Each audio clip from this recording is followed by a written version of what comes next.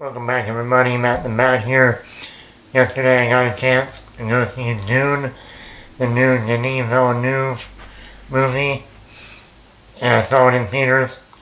Let me start first by saying I know this movie's on HBO Max, but this is the quintessential movie-going experience. Dune is. How do I phrase this?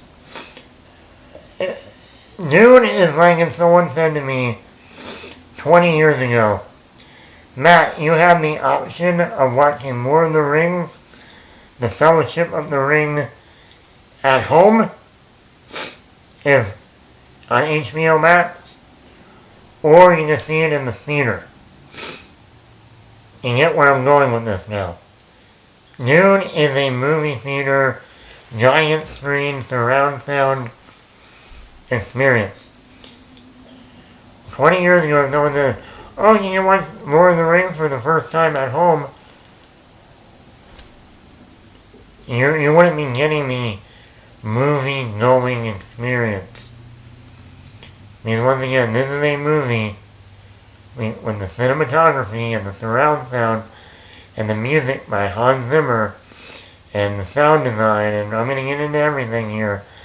But this movie was shot for the movie theater, not for your little TV at home. So let's get that out of the way. If you're going to watch Dune, watch it in a movie theater. Don't watch it at home. Sorry. People need to start learning. The movie theaters are opening again. Go to the movie theater. Stop being little pussies and go to the movie theater. That's it. So let's get into it. First of all, I want to thank Warner Brothers. This is a Warner Brothers movie. And I want to thank them because they said, okay, we're going to give you this movie-going experience. But before the movie actually starts, we're going to give you a look at what's coming ahead in their movie trailers.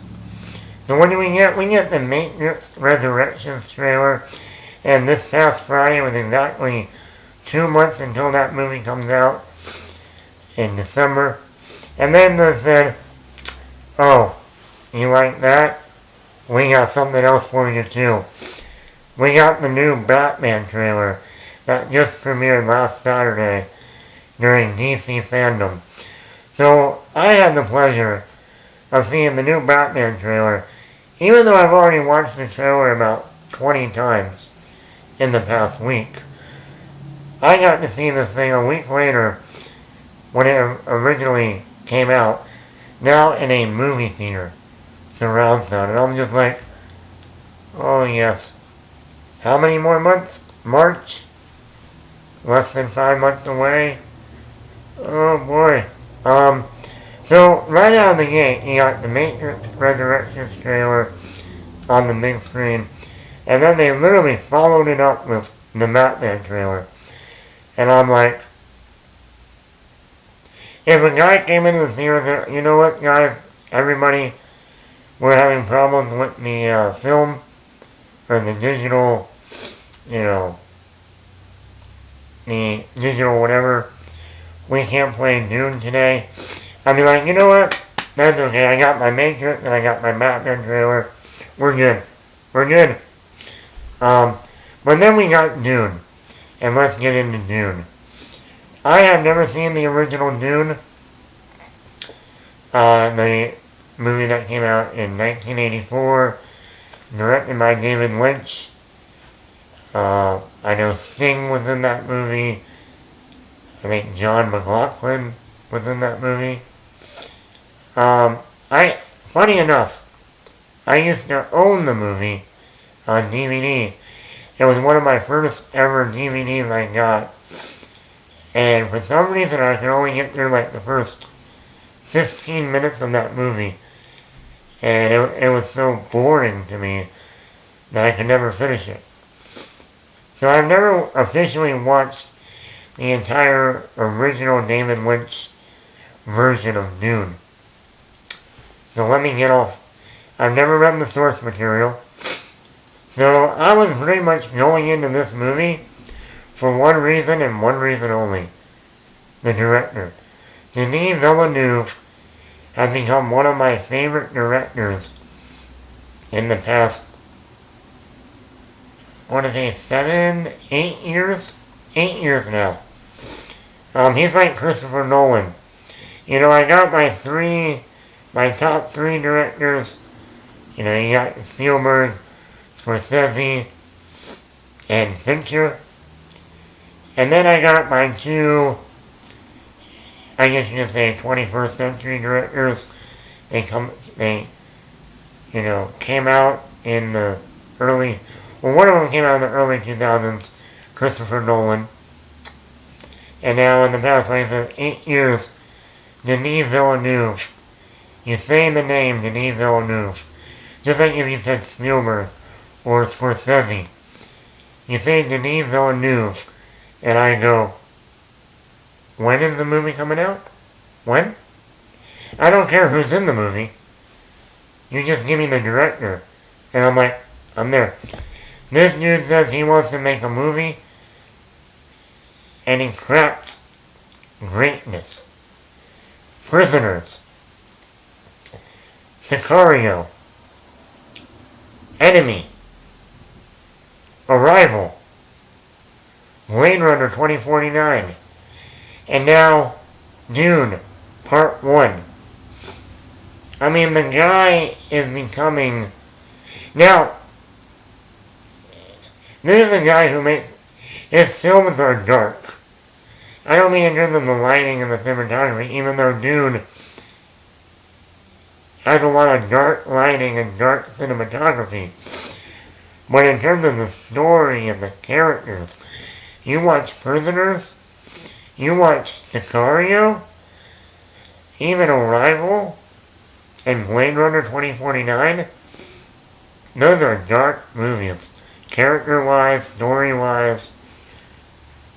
I mean, he really is like the next David Fincher, to me. David Fincher makes a lot of dark movies. I mean, look at Seven, Fight Club, Panic Room, even like, Gone Girl, what's another one? Benjamin Martin has some dark material in it. So, I mean, there's others. Alien 3. But I really see him as the next Fincher. And that's great. So let's get into it. So Denis Villeneuve, he's a master. He's a master director. I mean, what he has done behind the scenes for this movie, from the world building, the cinematography, the look of the movie, the score, the sound design, the acting and not only the acting, but the caliber of actors that are in this movie is truly amazing. If you want to say your A-list or the best ensemble of the year in terms of actors, this movie has it. Cinematography. This movie is beautiful. Most of the shots look like they can be a painting. You just want to freeze the frame and take that shot and put it on a canvas and frame it in your room or in your house or your apartment or wherever you live.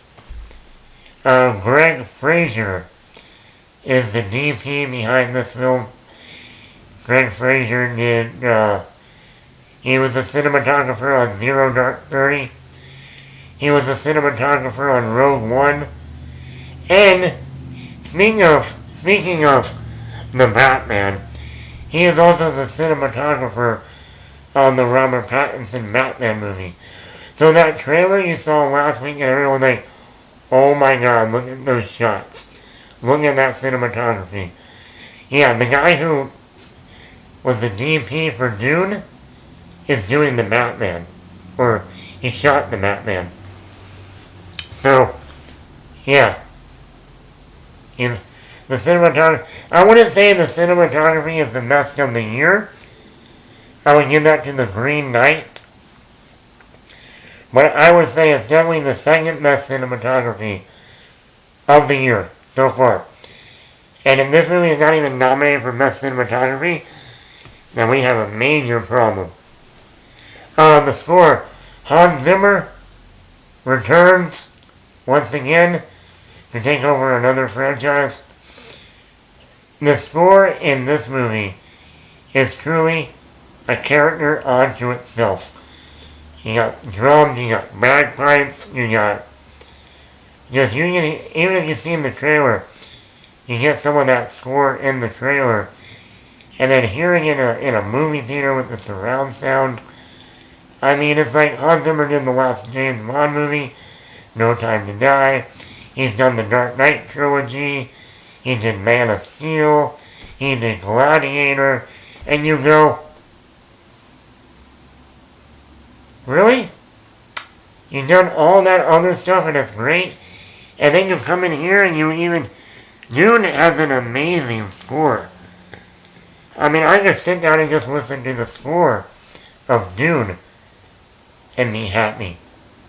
Then you add the cinematography, and you go, this movie,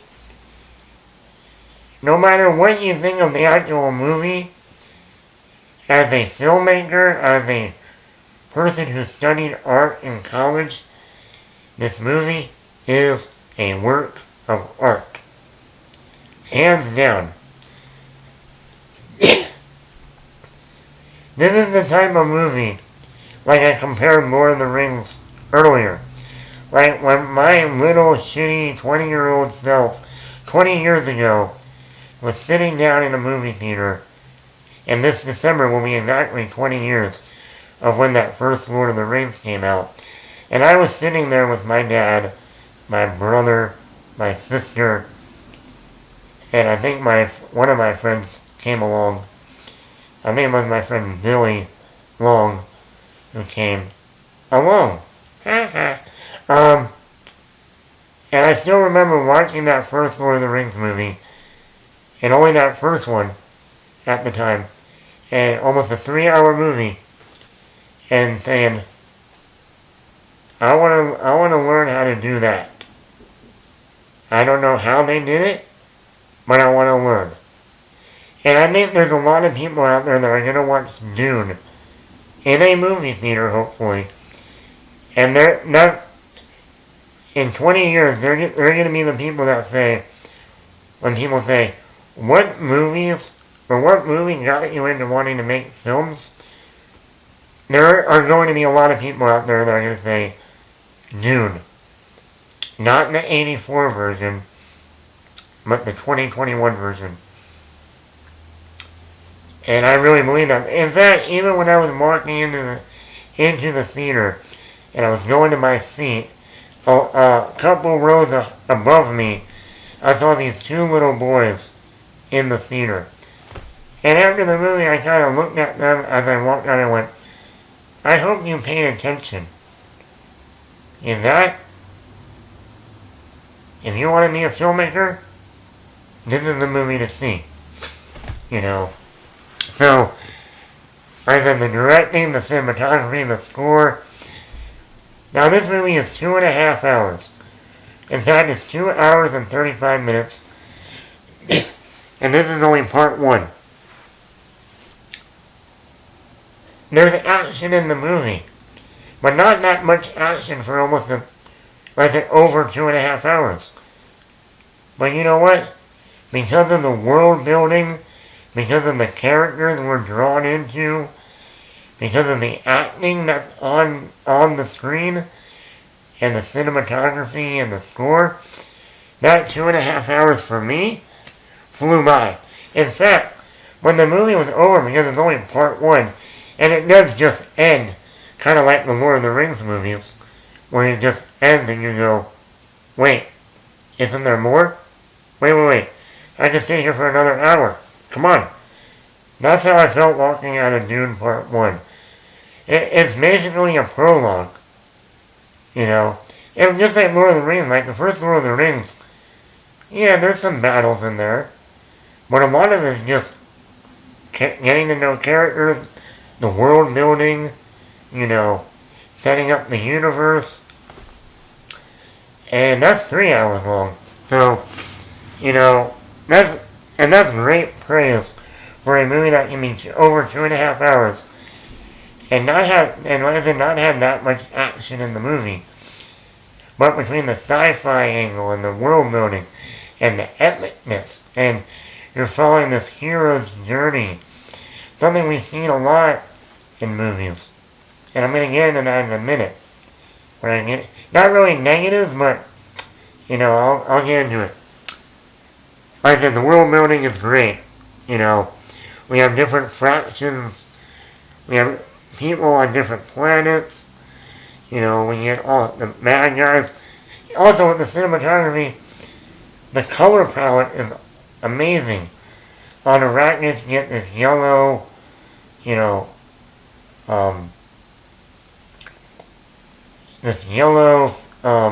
filter, if you will, over it. When we go to the Baron and his minions, and it's like a blue filter with blue and black tint to it. You know, it's really good at, you know, showing these different worlds having their own feel and tone and look to them. The visual effects is another thing. I cannot tell you in this movie what is CGI and what is practical. Because it's so seamless, it's great. I mean, this truly can be a movie in 20 years, like a Jurassic Park, where you go, I can't tell what's CGI and what's practical effects. Oh my god.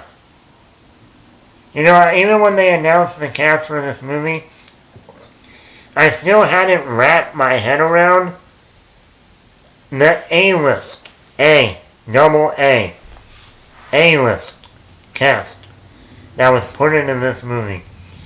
I mean, you really gotta wonder, oh my god, how in the world did they line up this entire cast for this movie? And this is only part 1. And I know in part 2 that they still have to cast characters. They have to cast actors for the characters that are in the second half of the book. So we could be getting even more A-list cast for part 2, which is mind-blowing. But let's get into the A-list cast for part 1. Okay, let's start out with Timothée Chalamet. Timothée Chalamet, I have said it. There are people out there that think Timothée Chalamet is going to be the next Daniel Day-Lewis.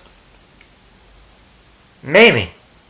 But I don't see Daniel Day-Lewis in Timothée Chalamet. I see Leonardo DiCaprio. I see a lot of Leonardo DiCaprio in Timothée Chalamet. Ever since I saw him in Interstellar, the Christopher Nolan movie, with Matthew McConaughey. He played his son in the first half of the movie. And then he's been in like Lady Bird.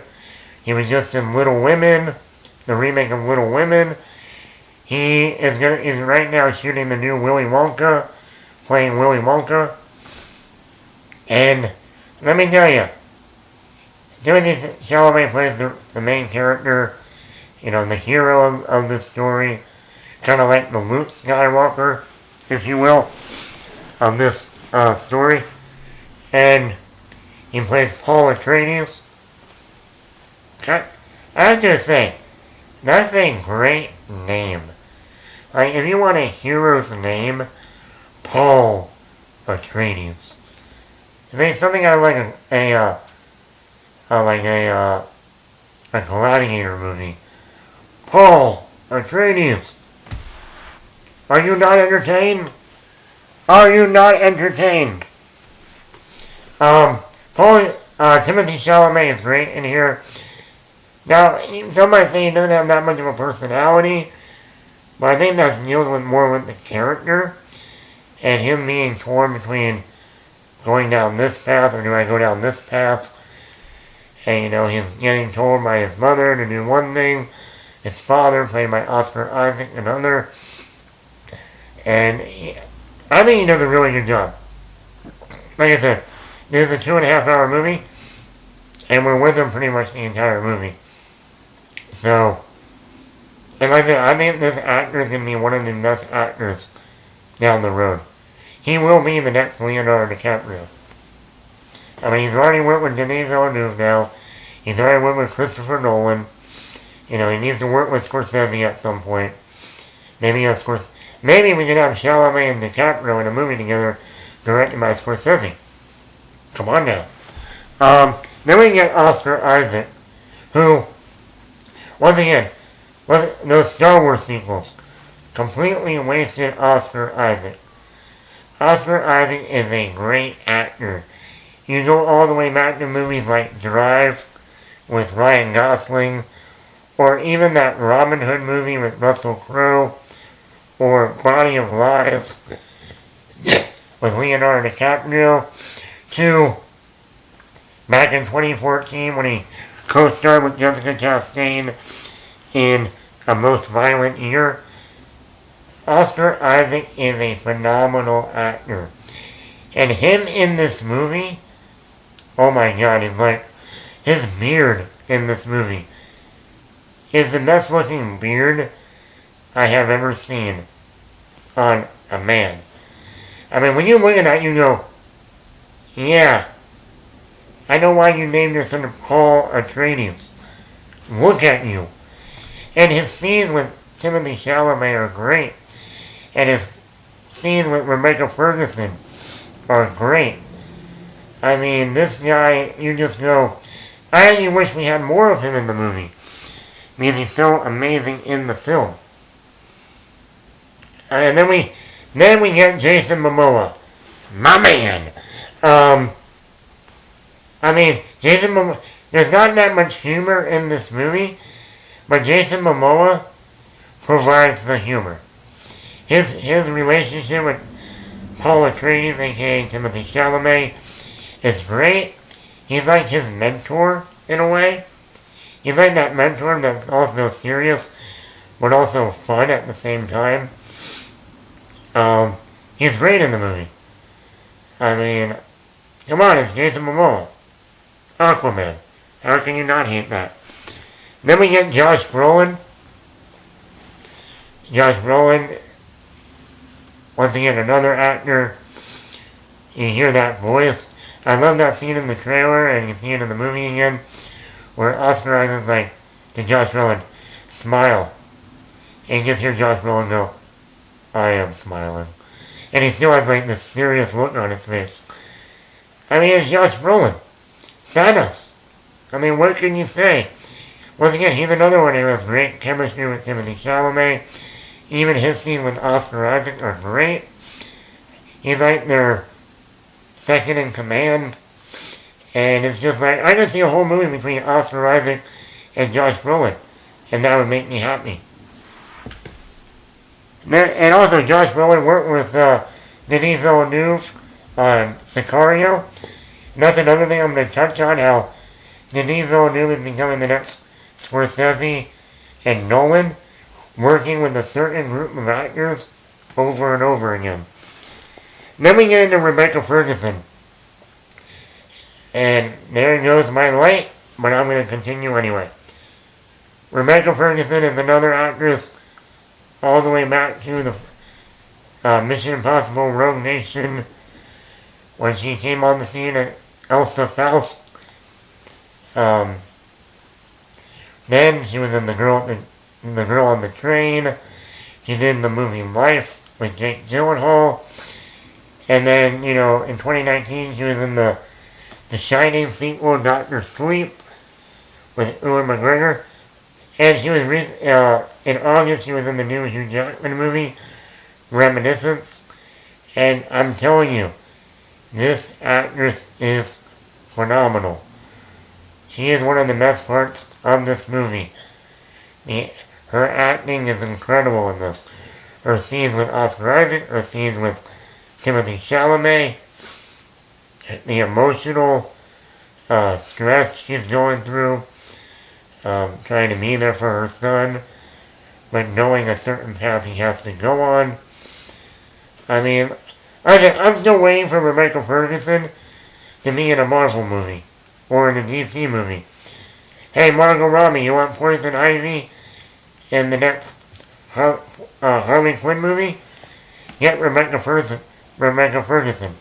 Hey, Marvel, you're making a Fantastic Four movie? Get Rebecca Ferguson to play Sue Storm. She's incredible. She's great. I can't wait to see her in the next Mission Impossible movie. Then we get into Stellan Skarsgård as the Baron. And some people can't believe it's Stellan Skarsgård. He's great. He's menacing. He's an evil guy. Then we have Dave Bautista, a.k.a. you know him as Drax the Destroyer in Guardians of the Galaxy. He's great. He's the second in command to the Baron, as a Stellan Skarsgård character. And once again, there's another actor that Denis Villenueve likes working with. Once again, he was in Blade Runner 2049, Denis Villeneuve's last movie, and now he's in this movie. You know, you can definitely see Denis Villeneuve saying, you know, I've worked with Josh Brolin, I want to work with him again. I worked with Dave Bautista, I want to work with him again. And we got David Dastmalchian. People might remember him from Ant-Man. He was like the Russian guy, Scott Lang's friend. But here's another one. He has worked with Denis Villeneuve on Prisoners and Blade Runner 2049 and now Dune. He's good. He's once again on the mad side of the movie. He works with the Baron and Dave Bautista. He has a small role in this movie. Maybe he'll have more in part 2. But, once again, he does a good job when he's on screen. We got Javier Bardem. Yeah, that's right. We have a movie with Oscar Isaac, Jason Momoa, Josh Brolin, and Javier Bardem. Think about their voices. I mean, look, you think about those unique voices of Jason Momoa, Josh Brolin, and Javier Bardem, and you go, fuck you, Warner Brothers. How in the hell did you get this cast? You got fucking Javier Bardem in this movie too? Really? He has a very small role in this movie. But he's another one we're going to see more in part 2. But he's good. I mean, as soon as he comes on screen and you hear his voice, you go, that's my boy, Javier Bardem. You know. I mean, how do you not like Javier? And once again, he's another actor who was also with Josh Brolin in No Country for Old Men, the movie that started his career, that got him an Oscar. I mean, then also he's been one of the best villains in the Bond franchise in Skyfall. He's also a good villain in the last Pirates movie. And then we got Zendaya. She also has a small role in this movie. Probably have a bigger role in part 2. But she does a fine job. You know, she kind of plays the... She's in this, I guess, group called the Fremen's. I think that's how you say it. And she's like this love interest, possibly. And once again, this is the hero's journey. Every time there's a hero's journey, there's some sort of girl love interest. Star Wars, The Matrix, you know, you name it, there is one. So that's the positives. A lot. This is a masterful film in every way. It's epic. It's the sci-fi. You got the hero's journey. Now let's get to the hero. Some of the negatives I have with this movie. Very few. Number one, some characters don't get that much screen time or development that I wish. Like I said, Jason Momoa, we get enough of them, but I wanted more. Josh Brolin, we get some of them, I wanted more. Javier Bardem, we don't see him for that much. I hope he has more in part 2. Even the villain side, like the Baron, I wish we had more of a reason of why is he doing this? What is the purpose? The second thing is, this feels like a part 1. This feels like a prologue. The best example I can give you in terms of what I mean by that is Unbreakable. The M. Night Shyamalan movie with Bruce Willis, Samuel Jackson. Phenomenal, brilliant, one of the best superhero films ever made. The one problem with that movie is, at an hour and 45 minutes, by the time the movie ends, you're like, wait a minute, we're just getting started here. Where's Act 2? It feels like Act 1. Where's Act 2? And, Unbreakable is 100% the best example of that. We finally get to the whole movie's great, but we finally get to the more interesting thing that's going to get it to the next level. Get to Act 2, Act 1 just, gave us a big twist, and now we gotta wait. Just like when you watch the Lord of the Rings movies, after the Fellowship of the Ring, or the Two Towers, you go, oh man, I want more. That's it? What's going on here? And that's why I am, like so many other people right now, are going, how did Warner Brothers not already shoot part 2? They haven't even shot part 2. They were going to shoot part 1 and 2 at the same time. Now I understand Warner Brothers being hesitant. We've seen this before. When you remember back in the day in 2003, we got The Matrix Reloaded and The Matrix Revolutions. They shot them back to back. And they put them out only 6 months apart. But guess what? They weren't well received. And the third one bombed financially and critically. Same thing with Pirates of the Caribbean. If you remember, Pirates 2, Dead Man's Chest, Pirates 3, At World's End, they shot those movies back to back. And then they just put them 10 months apart. And guess what? Both the second and third one, critically, are considered failures. Not to mention Denis Villeneuve's last movie, Blade Runner 2049, didn't make money at the box office. It was well received, but they did plan to make sequels for that. Have we seen any sequels to Blade Runner 2049? No.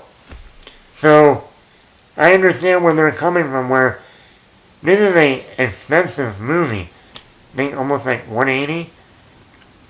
And especially now with all the delays because of the pandemic. So they're like, hey, your last movie tanked at the box office, and the last time they shot movies back to back, they didn't do well. So I understand where they're coming from. And hey, Warner Brothers has done this before. It Chapter 1, they shot It Chapter 1, and they didn't greenlit Chapter 2 until after the first one came out. So, but the only difference between It Chapter 1 and Chapter 2, It Chapter 2 mainly focuses on the adult losers. So they had to recast adult versions of the kids anyhow. So, but here you got the same actors and stuff. You don't want them to grow out of the role or look too old between Part 1 and Part 2 when Part 2 literally starts where Part 1 ended. Like I said, like Lord of the Rings. So, and not only that, since they haven't even shot Part 2 yet, we could be looking at 2 or 3 years till we see Part 2. And you have the momentum now. This movie the Part 2 should be out next year. Or even by like April of next year. Or, like I said, April of next year, give it 6 months Or like I said, you want to do another fall release a year from now. Part 2. But you haven't even shot Part 2 yet. By the time you shoot it, post-production, market it, we're talking at least 2 years. Maybe fall 2023, if not fall or summer 2024. And I'm sorry, you're going to lose a lot of momentum because of that. Anyway, like I said, I talked about the hero's journey. Like I said, this movie, Dune came out before Star Wars. So actually, Star Wars borrowed a lot from Dune. Especially when I was watching this movie, I'm like, oh, I know that from Star Wars. Oh, I know that from Star Wars. Oh yeah, that reminds me of Star Wars. But yeah, the hero's journey, we see it, especially in sci-fi, from Star Wars to The Matrix, Neo, this regular guy, and then all of a sudden he gets thrown into this world that is way beyond him, and, there's the girl, and, the one. And that's the other thing. When you look at the wardrobe that Paul Atreides wears, he wears a lot of black with a black trench coat. And I'm like, hey, look, I know where Neo got I know where the Matrix got some of their influence. But yeah, so overall, this is part 1. I did feel like when I left the movie, they're like, oh, we're just getting started. So for that, I would probably give this movie 4.5, between a 4.5, 4.7 out of 5. Around a 4.5, 4.7 out of 5. And hopefully, part 2 will be here sooner than later. But anyway, Matt here. I hope you like this video. Like and subscribe to the channel. And yes, subscribe to the channel.